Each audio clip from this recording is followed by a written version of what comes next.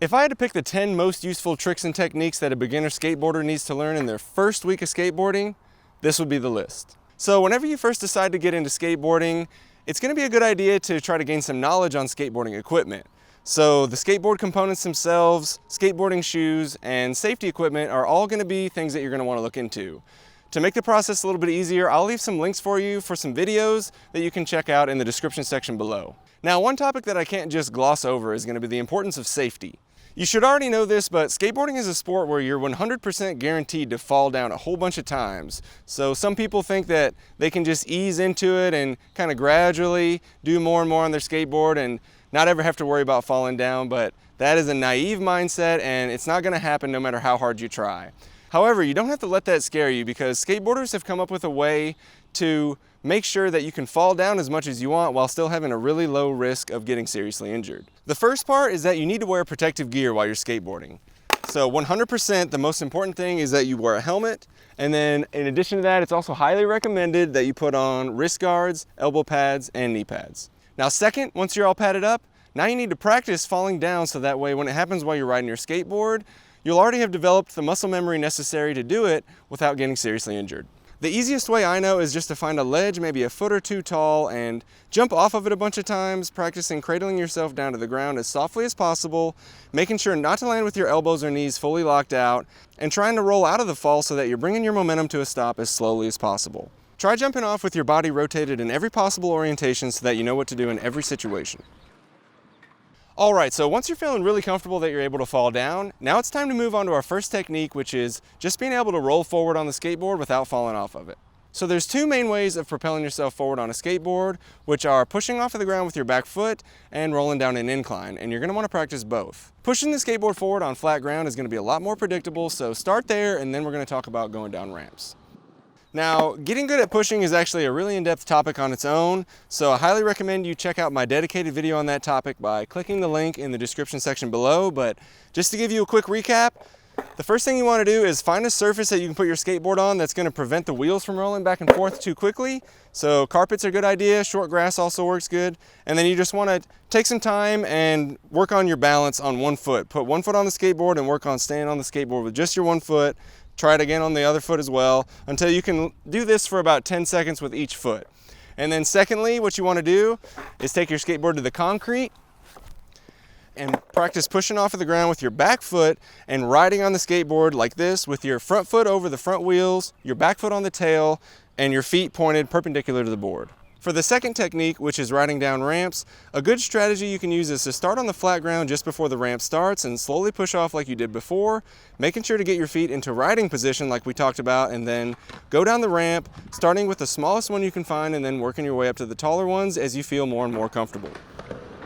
As you go down the ramp, make sure to keep your knees slightly bent and try to lean forward a little bit while you're on the ramp so that the board doesn't shoot out from underneath you.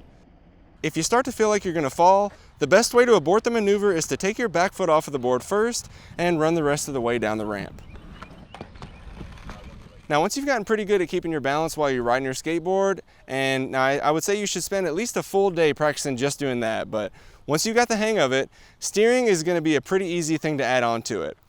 What you're going to want to do is once you're in your riding position and you're rolling forward, in order to steer, all you have to do is lean in the direction that you want to steer. So if I wanted to turn this way, I would lean the board in that direction, and the trucks are built so that they will pivot in a way that will make the board steer in that direction. And then likewise, if I wanted to steer that way, I would just lean the board in that direction and it would also cause me to go that way.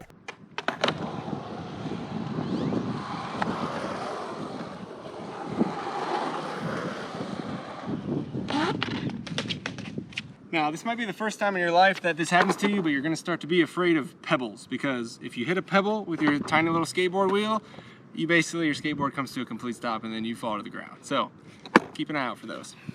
Now, whenever you get to the point where you want to turn even more sharply than that, you can use a technique called tic-tacs, which essentially just involves picking up the front of your board and instantly rotating it the direction you want to be.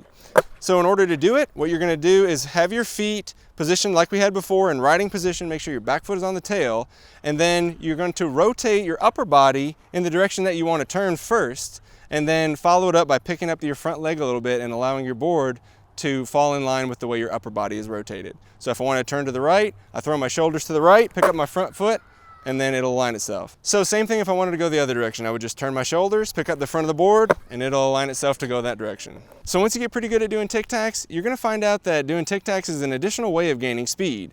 So the way that works is, rather than making really big tic-tacs, you're gonna make more smaller ones, but you're just gonna keep doing them back to back, left and right, and eventually it'll slowly propel you forward. It'll look something like this.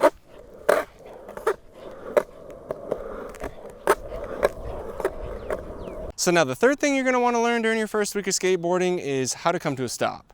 So the most traditional way of stopping on a skateboard is going to be like this. So let's say you're just riding forward in your normal riding position like we've been talking about. What you're going to do is take your back foot off of the board and push it against the ground in order to stop. Now you could do it that way, or if you're going a little bit faster, you can just skid it along the ground like this.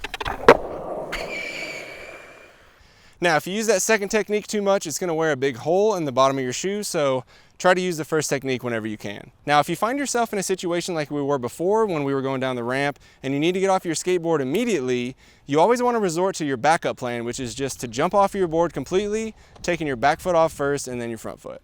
Next, for number 4, we're going to be going over our first legitimate trick, which is called a manual. Now, some people call it a manual, some people call it a wheelie, but it's all the same thing. You're just going to be picking up your front or back set of wheels and balancing on the other set of wheels for as long as you need to. Now, the manual is a trick that actually gets easier if you do it while you're rolling. So while it is possible to do it stationary, if you get a little bit of speed before you do it, you'll be able to keep your balance more easily. In my opinion, the fastest way to getting good at manuals is just to start out by doing little tiny manuals. Now you do them rolling because they're easier that way, but I'm going to do them here so I'll stay in front of the camera. But just pick up your wheels for just a second at a time and then slowly work your way up to being able to hold it longer and longer. So maybe you can do that.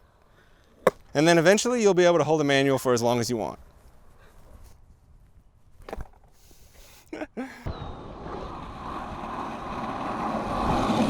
For number 5, we have riding off of a curb. So riding off of a curb, it just essentially boils down to being able to do a manual at the exact right moment. So what you want to do is right before your front wheels get to the end of the curb, you're going to want to pick them up and hold the manual until your back wheels get to the end of the curb as well. And then once your back wheels are clear, you can stomp all 4 wheels down at the bottom of the curb and ride away clean.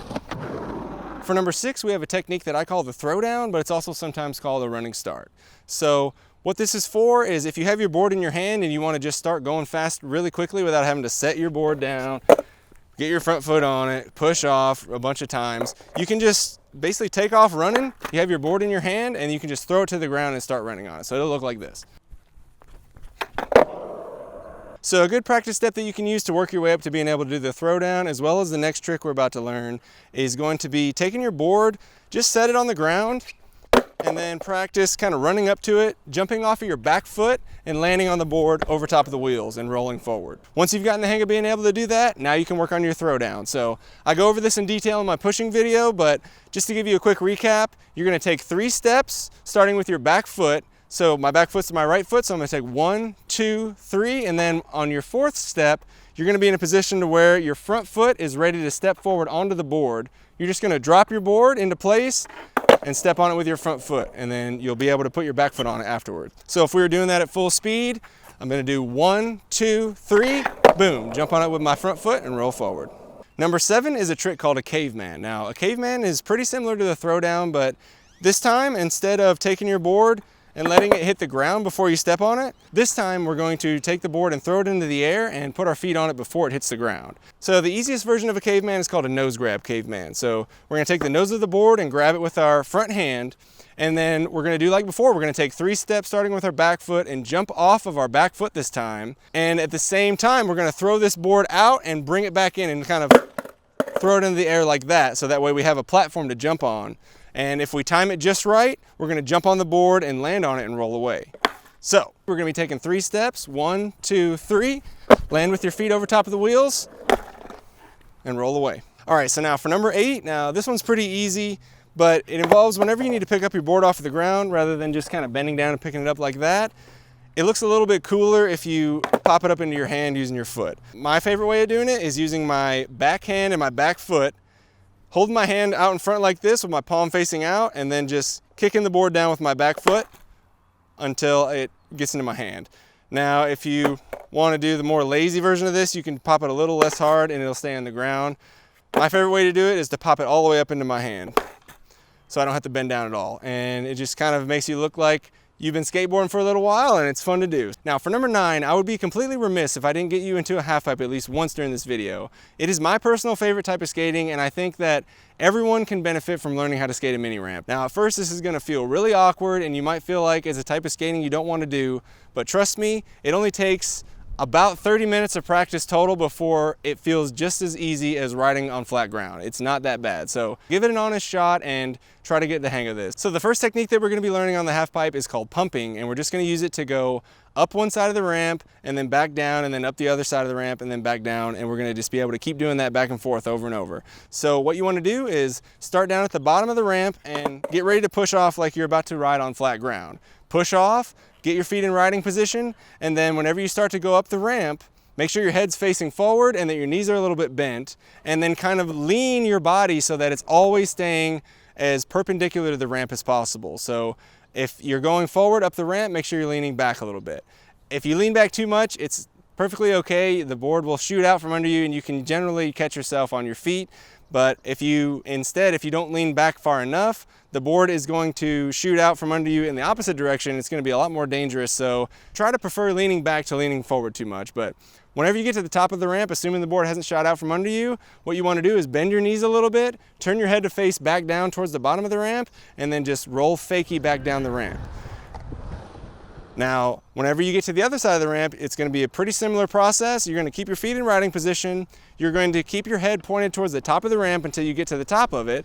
And then whenever you come to a halt and you're about to start rolling back down, turn your head to face toward the bottom, bend your knees again, and keep your body leaned on the inside of the ramp so that the board doesn't shoot out from under you. Now, in case you've forgotten, whenever you ride a mini ramp, make sure you're wearing all your pads, but it's even more important to wear knee pads whenever you're skating a half pipe. So go ahead and put those on if you don't have them on already, and you should be in a good position. So for number 10, the last technique we're gonna go over is going to be kick turns on a quarter pipe. Kick turns are gonna be pretty similar to pumping on a mini ramp, but this time, instead of whenever we get to the top, just rolling back down fakie, we're gonna do basically an exaggerated tic-tac at the top. We're gonna pick up our front wheels and rotate the board so that way when we're coming back down the ramp, we'll still be riding forward. If you haven't already guessed it, just like before when we were doing tic-tacs on flat ground, the key to this move is rotating your shoulders first and then picking up your board so that it orients itself with the way your shoulders are already turned. And then you can ride back down out of the ramp. You want to practice doing kick turns backside, which look like this, and front side, which look like this. All right guys, so once you get through the list of all 10 of these tricks, you're gonna be well on your way to being a really proficient skateboarder. You're gonna be able to do a whole lot of stuff, you're gonna be very well rounded, and you're gonna be ready to progress on to your next step. And it's completely up to you, whatever that is. So it might be doing ollies, it might be doing more mini ramp stuff, it might be doing more freestyle tricks. It's whatever you want, there are no rules. Just make sure it's something that you wanna be able to do and you think it's fun. Start working towards it and go have a blast. All right guys, other than that, I'll see you guys in the next video. Let me know if you have any questions in the comment section below, and remember, never stop improving.